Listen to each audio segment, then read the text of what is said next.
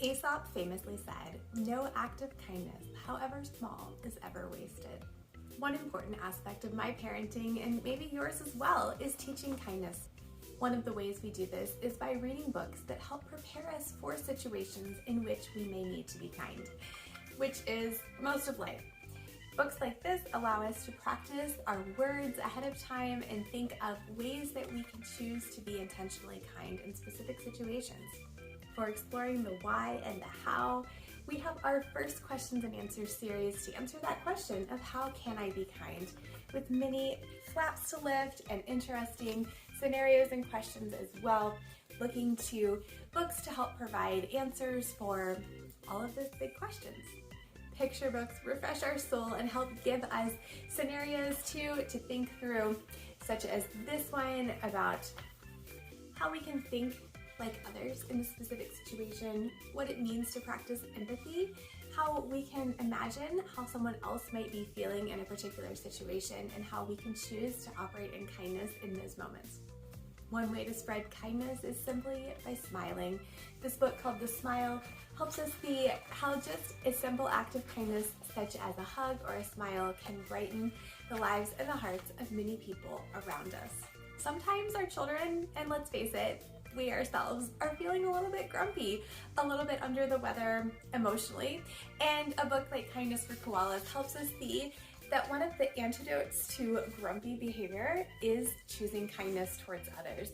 This book is adorable and sweet and helps remind us that we can turn our day around by lifting up others. Even penguins sometimes struggle to be polite.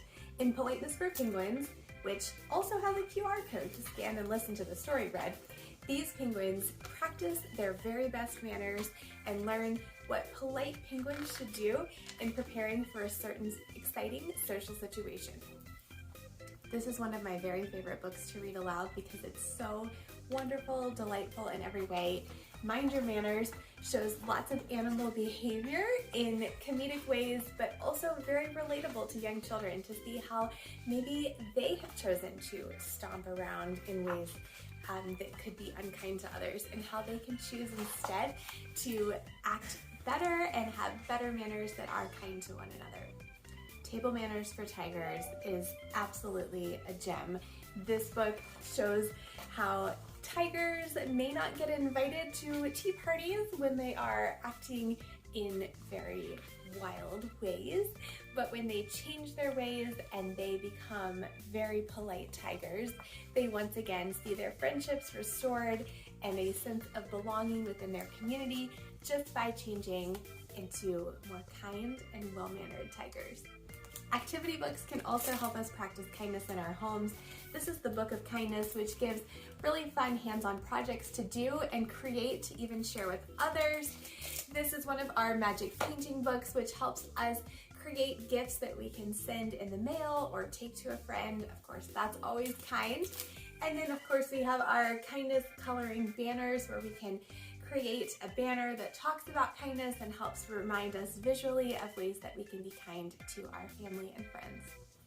Lastly, we talked about kindness towards ourselves and others, but we also have the opportunity to be kind to animals and nature.